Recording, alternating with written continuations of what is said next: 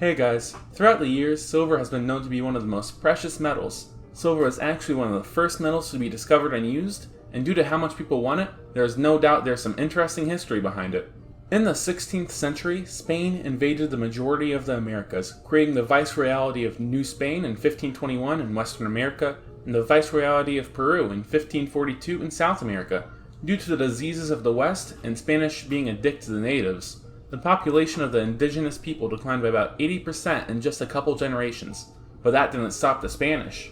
Most of the Spanish went to the Americas in search of gold, but when they didn't find any, they instead set up larger agricultural operations using the indigenous people as slaves. Somewhere in Mexico, they ended up finding a mountain made up of mostly silver, a metal valued in the West, and with their technological advantages, the Spanish made the natives mine the silver for them where they shipped it back to Spain. Historians believe that up to 15% of the native population was enslaved to mine silver and were only paid subsistence wages, kind of like today. In fact, because of how deadly it was too inefficient to transport African slaves to the Americas to mine the silver. It would take months to ship the slaves across the Atlantic, and they would often die in less than a year from the atrocious conditions the Spanish kept the mines in. Some of the reasons the mines were inhospitable work environments were because of the tropical climate and the disease carried by mosquitoes, but the most dangerous aspect of these mines was the large amount of mercury. Today, we know that mercury is usually found near silver, and we know of how toxic mercury can be when touched and inhaled. But back in those days, not many miners knew what the metallic liquid even was. In fact, death by mercury poisoning was so common that parents would often break their children's hips and legs so they wouldn't be forced into the mines. One can only wonder if I can make a video without mentioning mercury. Despite these atrocities, Spain led the world in silver, accumulating about 150,000 tons of the rare metal through the 1500s to 1700s, about 85% of the world's supply at the time. This boost in wealth made Spain the richest country of the time. However, due to the vast increase in silver, the price of silver was inflated. Around this time, Charles V, the King of Spain, had a dream of uniting all of Central Europe into one single state. He controlled Spain and Austria at the time, but it was clear he was going to die. So he gave Austria to his son Ferdinand, that won't come up later, and he gave Spain, the Americas, and the Philippines to his son Philip. The Philippines were actually named after his son Philip. During Philip's reign, there was a Protestant rebellion in the Spanish-controlled Netherlands, and the English sided with the Dutch. So to quell the rebellion, the Spanish sent an armada of 130 ships to England to overthrow Queen Elizabeth I. They were only able to send such a force due to their economic prowess due to the silver they were mining in the Americas. When England won the battle, they gained a large amount of national pride, along with money. And so, the average English citizen not only had some extra money to spend, but a passion for the country, and they went out to attend English plays and send their sons to school. And now, we have Shakespeare.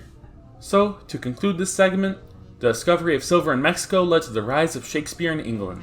Another cool property of silver, and actually a lot of metals, is its antimicrobial property. For example, Roman officers supposedly enjoyed better health than their grunts because they took their meals on silver platters. And however useless hard currency was in the wild, most pioneer families in the early America invested in at least one silver coin, which spent its time on the trail in a milk jug not for safekeeping, but to keep the milk from spoiling.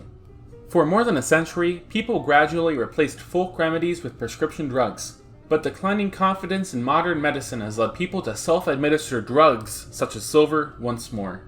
There is an ostensible scientific basis for using silver, since it does have a sterilizing effect. However, if ingested, silver permanently colors the skin blue. Calling the silvered skin blue is easy shorthand. However, it's not the fun electric blue in people's imaginations, but a ghastly gray zombie smurf blue they actually turn into. Thankfully, this condition, called argyria, isn't fatal and causes no internal damage. Matter in fact, there's a man from Montana named Stan Jones that ran for the US Senate in 2002 and 2006 despite being startlingly blue. To his credit, he had as much fun with it as did the media, telling kids who passed him by that he was preparing for Halloween.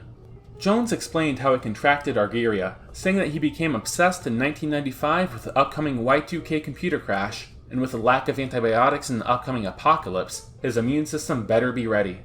So, he began distilling heavy metal moonshine in his own backyard by dipping silver wires attached to 9-volt batteries into a tub of water. Jones drank this metal water faithfully for 4.5 years, right up until Y2K fizzled out.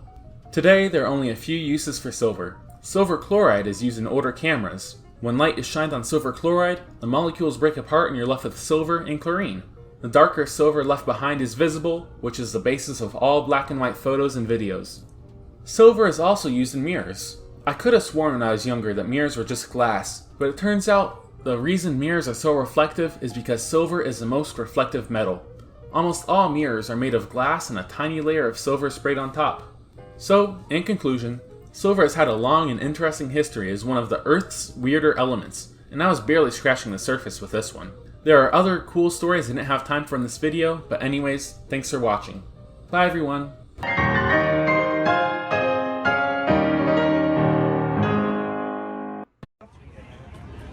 Yeah, so there's just kind of like, what? What the fuck? Who is that? Who's that?